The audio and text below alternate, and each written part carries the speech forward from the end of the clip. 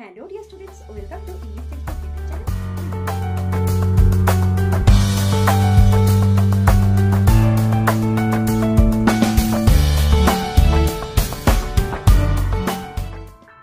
Hello dear students, welcome to English Textbook YouTube channel. We make English easy. আমি অশোকা চলে এসেছি আরও একবার তোমাদের জন্য একটি নতুন টপিক নিয়ে। তো আজকের ভিডিওর প্রথমেই সকলকেই জানাই হ্যাপি নিউ ইয়ার। সকলেই ভালো থাকো এবং সকলের ইচ্ছে পূরণ হোক। তো এর সাথেই শুরু করছি আজকের টপিক। তো আজকে একজন বিশেষ ব্যক্তিত্ব সম্পর্কে বায়োগ্রাফি নিয়ে আলোচনা করব। তিনি আর কেউ নন, তিনি হলেন মহাশ্বেতা দেবী। তো এটি তোমরা পেয়ে যাবে এবিটিএ টেস্ট পেপার যেটা তোমাদের রয়েছে তার পেজ নাম্বার 311-তে তোমরা এটা পাবে এবং এটি 2025 মাধ্যমিক পরীক্ষার্থীদের জন্য কিন্তু একটি সাজেশনও বটে। তো যাই হোক, আমি এখানে তোমাদের যে 311 পেজে টেস্ট পেপার বইটির এখানে যে হিন্টসটা রয়েছে সেটা ফলো করে আমি লেখানোর চেষ্টা করেছি। আই হোপ তোমাদের বুঝতে সুবিধাই হবে। তো যারা চ্যানেলে নতুন ভিউয়ার্স আছো তারা কিন্তু অবশ্যই চ্যানেলটিকে সাবস্ক্রাইব করে পাশে থাকবে এবং আগের ভিডিওগুলো যারা দেখোনি তারা কিন্তু অবশ্যই আই বাটনে ক্লিক করে তোমরা সেগুলো কিন্তু প্লেলিস্ট থেকে দেখে নিতে পারো। তো উইথ দ্যাটস ইট শুরু করছি আজকে টপিক। তো দেখো, বায়োগ্রাফি রাইটিং মহাশ্বেতা দেবী, এনার সম্পর্কে আজকে আমরা বায়োগ্রাফি সম্পর্কে জানবো। So let's get started. তো দেখো, এখানে বায়োগ্রাফিটা তোমরা একটু আগে বললাম 311 পেজে রয়েছে। দেখো, write a biography of Mahashweta Devi, a Bengali writer, diplomat, activist on the basis of the following points. তো দেখো, মহাশ্বেতা দেবী যিনি একজন বেঙ্গলি রাইটার, ডিপ্লোম্যাট, অ্যাক্টিভিস্ট, তার সম্পর্কে নিচে দেওয়া পয়েন্টগুলো ফলো করে লিখতে হবে তার বায়োগ্রাফি। তো বর্ন, তিনি জন্মগ্রহণ করেছেন 14 জানুয়ারি 1926 সাল বেঙ্গল প্রেসিডেন্সিতে ব্রিটিশ ইন্ডিয়ার অধীনে। তো এখন সেটা ঢাকা, বাংলাদেশ। আলমা ম্যাটার, তার আলমা ম্যাটার এটি হলো তার যে স্কুল কলেজ এইগুলো, তার শিক্ষার যে প্রতিষ্ঠানগুলো কোনগুলো সেইগুলো। তো দেখো, বিশ্বভারতী, ক্যালকাটা ইউনিভার্সিটি। তো তিনি বিশ্বভারতীতে শিক্ষা গ্রহণ করেছেন এবং পাশাপাশি ক্যালকাটা ইউনিভার্সিটি থেকেও কিন্তু শিক্ষা অর্জন করেছেন। Known for the rights of the tribal people. তো তিনি পরিচিত ট্রাইবাল পিপল অর্থাৎ উপজাতি যে সমস্ত মানুষেরা রয়েছেন তাদের জন্য তিনি তাদের অধিকার চেয়ে তিনি লড়েছেন, সেই জন্য তিনি কিন্তু জনপ্রিয়। নোটেবল লিটারেরি ওয়ার্কস, তো তার কিছু সাহিত্যের, তিনি যেহেতু লেখিকা তার কিছু সাহিত্যের লেখালেখি, সেটা হচ্ছে অরণ্যের অধিকার, হাজারচুরাশির মা এবং হচ্ছে রুদালি, এগুলো হচ্ছে বিখ্যাত তার লেখা। নোটেবল অ্যাওয়ার্ডস, তার কিছু পুরস্কার দেখো কী কী বিখ্যাত: সাহিত্য একাডেমি, তারপরে রমান ম্যাগসাইসাই এবং জ্ঞানপীঠ, এইগুলো হচ্ছে তার পুরস্কার। ডাইড, দেখো 2016 সালের 28শে জুলাই তিনি কিন্তু শেষ নিঃশ্বাস ত্যাগ করেছেন। তো এই যে আমাদের এটাকে যে হিন্টসটা রয়েছে এটা ফলো করে আমাদের তার বায়োগ্রাফি লিখতে হবে। তোমরা কিন্তু বায়োগ্রাফি যার সম্পর্কে আসুক, তোমরা কিন্তু ফার্স্টে বায়োগ্রাফিটাকে যে বায়োগ্রাফির যে হিন্টসটা থাকবে, পয়েন্টস থাকবে, সেটা কিন্তু থরলি পড়বে, তারপরে তোমরা কিন্তু লিখবে। তো দেখো, তোমরা এটা অলরেডি জানো। তো তোমাদের ফার্স্টে কি কাজ? হ্যাঁ, ঠিক ধরেছো, তোমাদের ফার্স্টে কাজ হচ্ছে তোমাদের একটা টাইটেল লিখতে হবে। তো দেখো, আমি এখানে লিখেছি মহাশ্বেতা দেবী। দেখো, Mahasweta Devi was a renowned Bengali writer, activist and diplomat. তো এটা তোমরা এই লাইনটা যেগুলো লিখেছি আমি ম্যাক্সিমামটা তোমরা পেয়ে যাবে হিন্টসেই রয়েছে। তো দেখো, মহাশ্বেতা দেবী একজন খুব জনপ্রিয় বাংলা লেখিকা এবং তিনি একজন অ্যাক্টিভিস্ট। তিনি সবসময় সচেতন ছিলেন এবং তাকে বলা যেতে পারে একজন কুশলী লেখিকা। তো এইগুলো হচ্ছে তার পরিচয়। তো এখানে তোমরা রিনাউন্ডের আগে এখানে ইন্ডিয়ান লিখে দিতে পারো, বেঙ্গলি যেহেতু রয়েছে ইন্ডিয়ানের দরকার নেই। যাই হোক, she was born on 14th জানুয়ারি 1926। তো এখানে দেখো একটা কমা দেবে অথবা ইন দেবে, তোমরা এখানে একটা কমা অথবা ইন, এখানে কমা দিয়ে দিতে পারো, আবার একটা ইন দিয়ে দিতে, তোমরা এটা জানো যে তারিখের সালের আগে একটা কমা এখানে দেবে, নাহলে ইন দিয়ে দেবে। যাই হোক, তো দেখো, তিনি 1926 সালের 14 জানুয়ারি তিনি জন্মগ্রহণ করেছেন। কোথায়?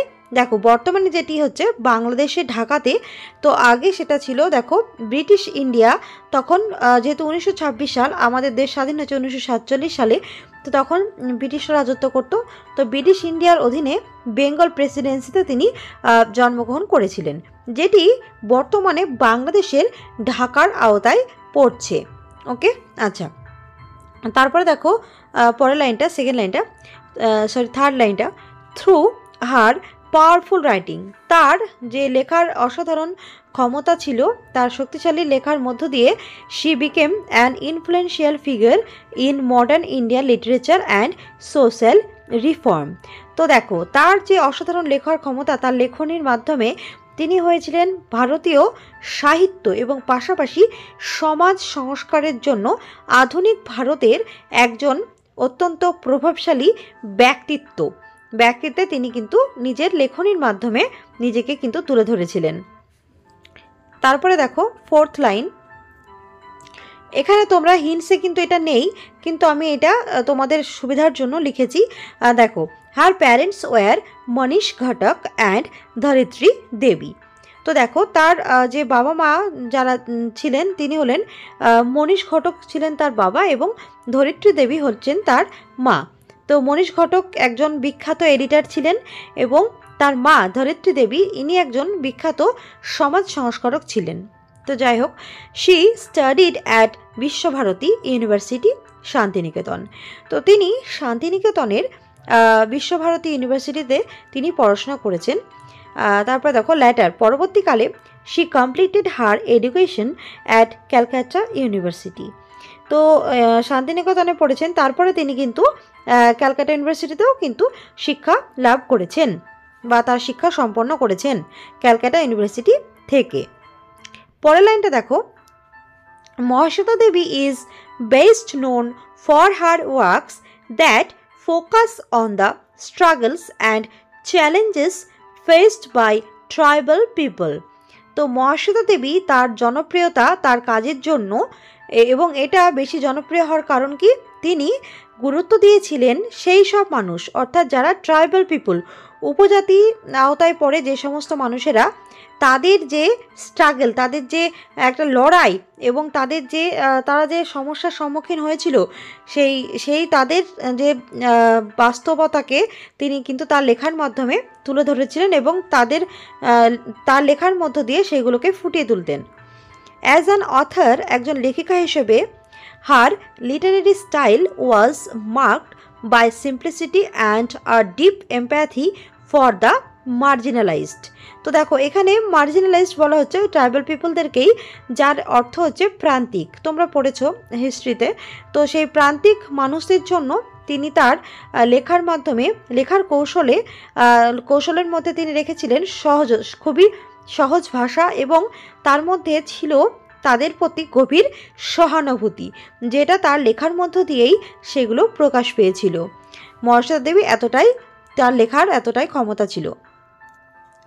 Mahasweta wrote various notable literary works. তো দেখো মহাশ্বেতা দেবী অনেকগুলো বিখ্যাত বিভিন্ন সাহিত্য তার রয়েছে, সাহিত্য রচনা রয়েছে। তাদের মধ্যে কয়েকটি উল্লেখযোগ্য হলো, দেখো অরণ্যের অধিকার, এটা একটা তার লেখা বইয়ের নাম, তো এই সিঙ্গেল কোটেশন দিয়ে লিখবে, এগুলো তোমরা জানো।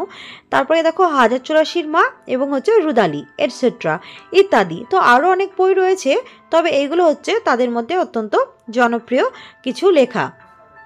এবারে দেখো Mahasweta দেবী's contributions to literature and social justice were widely recognized। তো মহাশ্বেতা দেবীর যে অবদান সাহিত্যে তো বটেই, তাছাড়াও দেখো সমাজের যে জাস্টিস, যে ন্যায়, তো তার জন্য কিন্তু তাকে অনেকভাবে কিন্তু তিনি পরিচিতি লাভ করেছেন বা বিশ্বজোড়া খ্যাতি অর্জন করেছেন।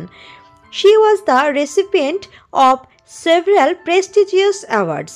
তো তিনি অনেকগুলো বিভিন্ন সম্মানজনক পুরস্কার তিনি পেয়েছেন, তার ঝুলিতে রয়েছে। তিনি অনেক পুরস্কারে পুরস্কৃত হয়েছেন, এবং অনেক সম্মানীয় উচ্চ স্তরের বিভিন্ন পুরস্কার তিনি কিন্তু অর্জন করেছেন, ইনক্লুডিং তার মধ্যে রয়েছে সাহিত্য একাডেমি অ্যাওয়ার্ড। তো এটা দেখো ওখানে সালটা কিন্তু উল্লেখ ছিল না, আমি সালটা মেনশন করেছি তোমাদের সুবিধার জন্য।